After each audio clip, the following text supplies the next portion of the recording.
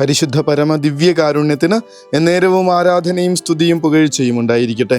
പരിശുദ്ധ പരമ ദിവ്യകാരുണ്യത്തിന് എന്നേരവും ആരാധനയും സ്തുതിയും പുകഴ്ചയും ഉണ്ടായിരിക്കട്ടെ.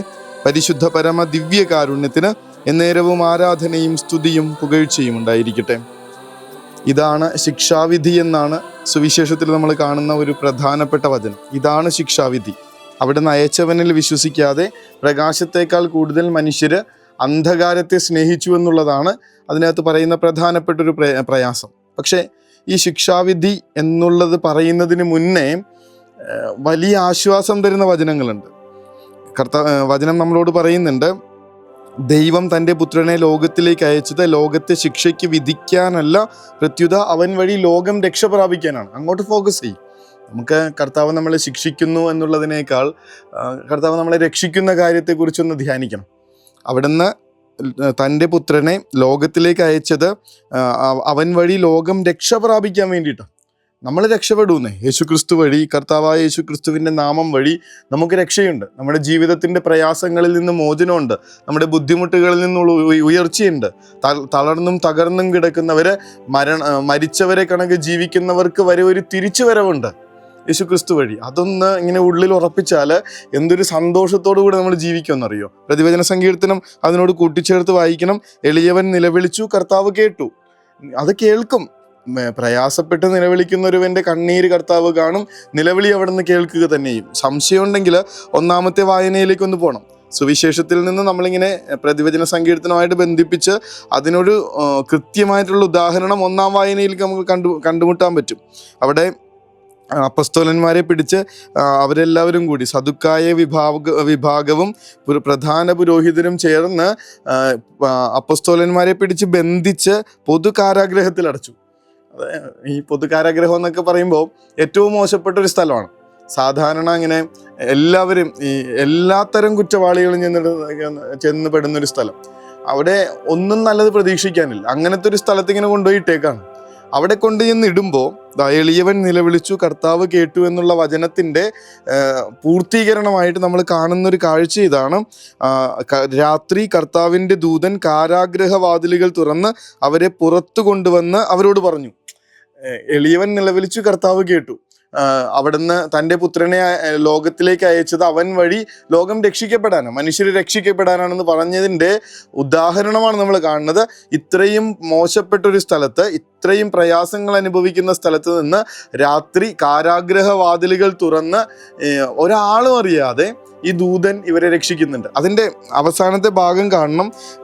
അവിടെ ജനങ്ങൾ ചെന്ന് ഇവരോട് പറയുന്നുണ്ട്, ആരാണോ അപ്പസ്തോലന്മാരെ ബന്ധിച്ച് കാരാഗ്രഹത്തിൽ അടച്ചത് അവരോട് ചെന്ന് പറയുന്നുണ്ട്, നിങ്ങൾ കാരാഗ്രഹത്തിൻ്റെ വാതിലുകൾ ഭദ്രമായി നിങ്ങൾ ബന്ധിച്ചതാണ്, പടയാളികൾ കാവൽ നിന്നതാണ്. എന്നാൽ ഇപ്പോൾ നിങ്ങൾ കാരാഗ്രഹത്തിൽ അടച്ച മനുഷ്യർ ദേവാലയത്തിൽ നിന്നുകൊണ്ട് ജനങ്ങളെ പഠിപ്പിക്കുന്നു. തലേ ദിവസം രാത്രി തങ്ങളെ ബന്ധിച്ചിട്ട മനുഷ്യര്, കാവല് നിർത്തി സുരക്ഷിതരാക്കിയ മനുഷ്യര് പിറ്റേ ദിവസം രാവിലെ നോക്കുമ്പോൾ ദേവാലയത്തിൽ നിന്നുകൊണ്ട് ആരെപ്പറ്റി പറഞ്ഞതിൻ്റെ പേരിലാണോ കാരാഗ്രഹത്തിലായത് അവനെപ്പറ്റി തന്നെ പറഞ്ഞ് പ്രസംഗിച്ചുകൊണ്ടിരിക്കുക. എളിയവൻ നിലവിളിച്ചു, കർത്താവ് കേട്ടു. ഇതിലും നല്ല ഉദാഹരണം നമുക്ക് വേണോ? പിതാവ് സ്വന്തം പുത്രനെ ലോകത്തിലേക്ക് അയച്ചത് അവൻ വഴി ലോകത്തെ രക്ഷിക്കാനാണെന്നുള്ളതിൻ്റെ ഏറ്റവും നല്ല തെളിവ് നമുക്കിതിനേക്കാൾ ഇനി വേണോ? നമ്മൾ രക്ഷിക്കപ്പെടുന്നേ കർത്താവ് വഴിയായിട്ട്, യേശുക്രിസ്തുവിൻ്റെ നാമം വഴിയായിട്ട്, ഈശോ എന്നുള്ള ശക്തമായിട്ടുള്ള നാമം വഴിയായിട്ട് നമ്മൾ രക്ഷിക്കപ്പെടും. നമുക്ക് ഉയർച്ചയുണ്ടാകും. നമ്മൾ പ്രയാസങ്ങളിൽ നിന്ന് നമ്മൾ പുറത്തു കടക്കും. വിശ്വസിക്കുക, കർത്താവ് തീർച്ചയായിട്ടും നമ്മളെ രക്ഷിക്കാനായിട്ട് അവിടുന്ന് ലോകത്തിലേക്ക് അവതരിച്ചെങ്കിൽ, സ്വന്തം പുത്രനെ നൽകാനും മാത്രം പിതാവ് ഈ ലോകത്തെ അത്രമാത്രം സ്നേഹിച്ചെങ്കിൽ ഉറപ്പിച്ചോ, ഈ നാമം വഴി, ഈ കർത്താവിൻ്റെ ശക്തി വഴി നമ്മൾ ഈ ലോകത്തിലെ സകല പ്രയാസങ്ങളെയും അതിജീവിച്ച് ഉയർന്നു നിൽക്കും. നമ്മൾ ഉയർപ്പിൻ്റെ മനുഷ്യരായി, ഉദ്ധാനം ചെയ്ത കർത്താവിനെ കണ്ടവരുടെ തെളിച്ചമുള്ള മനുഷ്യരായി നമുക്ക് ജീവിക്കാനായിട്ട് പറ്റും. കർത്താവെ, അതിനായി ഞങ്ങളെ ആശീർവദിക്കണേ എന്ന് പ്രാർത്ഥിക്കാം. ഞങ്ങളുടെ പ്രയാസങ്ങളിൽ നിന്ന്, ഞങ്ങളെ തടവിലാക്കിയിരിക്കുന്ന ബന്ധനങ്ങളിൽ നിന്ന്, ഞങ്ങളുടെ ജീവിതത്തെ ഇങ്ങനെ വലിയ പ്രയാസത്തിലാക്കിയിരിക്കുന്ന കാരാഗ്രഹവാതിലുകളിൽ നിന്ന് അവിടുത്തെ ദൂതനെ അയച്ച് ഞങ്ങളെ രക്ഷിക്കണമേ എന്നുള്ള പ്രാർത്ഥനയോടുകൂടെ നമുക്ക് അവിടുത്തെ ആശീർവാദത്തിനായി മുട്ടിന്മേൽ നിൽക്കാം. അനന്ത സ്നേഹമേ, പരിശുദ്ധ പരമദിവ്യകാരുണ്യമേ, അനന്ത സ്നേഹമേ.